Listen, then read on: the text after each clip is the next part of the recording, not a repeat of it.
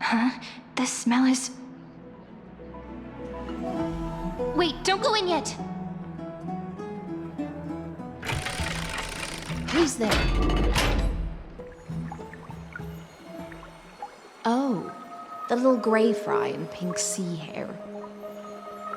Little sea hare?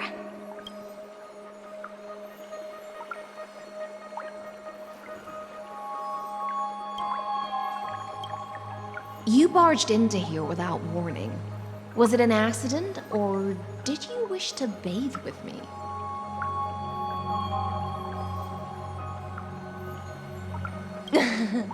What's wrong? The Marmoreal Palace is the reef where I rest. Sorry, we didn't mean to disturb your bath. We'll leave now. It's no big deal. There's no need to panic. This is the natural state for me. People on land force themselves to wear clothes, adding unnecessary constraints. Forget it. If Duck's Goldweaver heard that, she'd scold me again. All right. Please make yourselves comfortable and wait a moment. Let me first wash off the blood of the hunt, and then I'll attend to you two.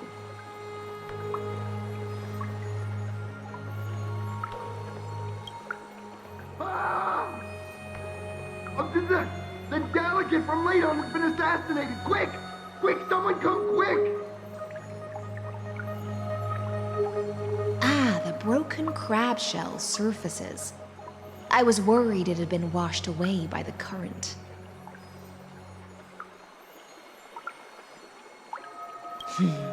Viciousness is a form of praise to the blade. I see. No wonder there was a faint smell of rust in the air before I even entered. Why? Is it because the Ladonians refused to contribute troops to the Flame Chase journey? Or just because they offended the Imperator? Because the new era of the Flame Chase doesn't tolerate stagnant blood. For the ignorant masses who cling to outdated laws, only bloodletting can wake them up. Right now, the rebel forces on the frontier are rising, and Ladon has been secretly supporting them. They loudly chant the slogan, "Return to the Era Chrysia," unwilling to relinquish military power. They're just building momentum for the rebellion.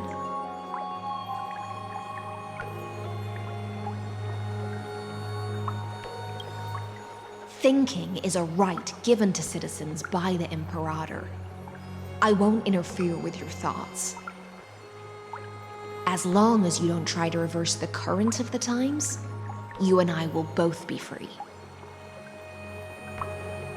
But, Miss Hysilens, I can't even hear the slightest hint of joy in your words. Because I've already tasted ultimate freedom. Long, long ago, I lived in the sea.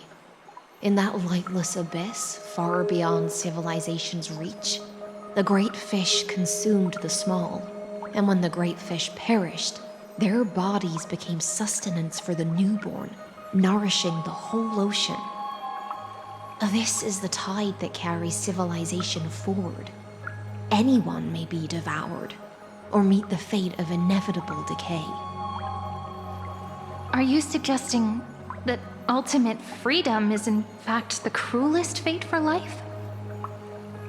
I only mean that if life wishes to preserve its dignity, it must first be bound by the law. There's no need for me to say more, little sea hare. We're of one mind. Whether the Imperator's law can guide the schools of fish and lead us to a truly free ocean, let us wait and see. But for now, let's pause this heart-to-heart. Another fish has come, following the scent of blood.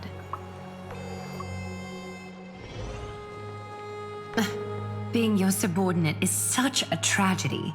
I'm always having to worry about the messes you leave behind. It's simply our duty to the Imperator. All ready to go in an instant. Miss Hysilens, you truly are impossible to predict. Yet you, a golden trout who's always busy all day, suddenly have the time to visit me? Do you think I wanted to come? I suggest you burn some more of the incense offered by our allies, lest my creations be tainted by the reek of fish. I'm only here on the Imperator's behalf to remind you to prepare for the banquet. Fine. But I must retort. What you call the reek of fish, to me, is the unique fragrance of the sea. Besides, if my fine clothes get stained, won't you just gift me new ones? I won't.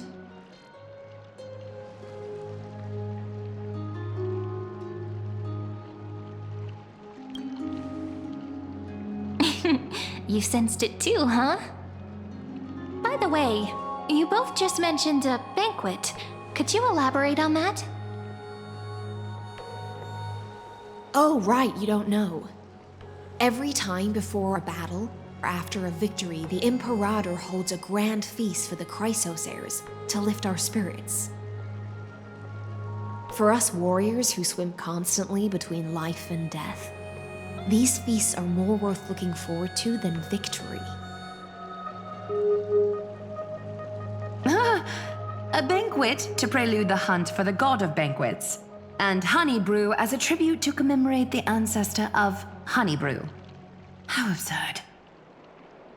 Don't look so grim. All has been decided.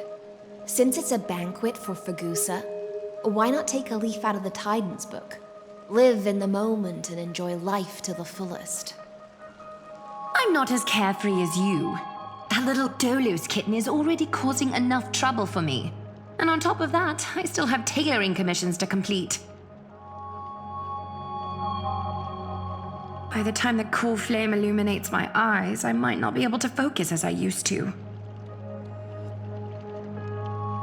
Aglaea's eyes. Curious about these eyes? People often compare them to jewels. But I've already made my decision to ask Romance for eyes that can see everything. I wonder what this world will look like when I take the Divine Authority.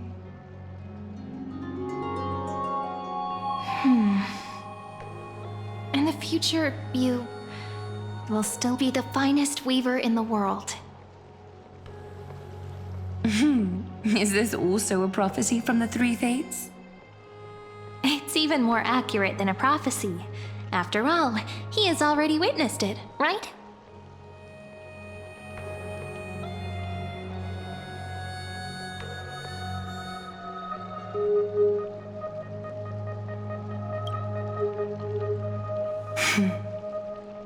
Become a demigod and lose your humanity. That is the only reply I've received in the countless times I've sought wisdom from the prophecy. But Destiny's fragments are like stitches. Before they're threaded into splendid garments, no one can see their true charm, can they?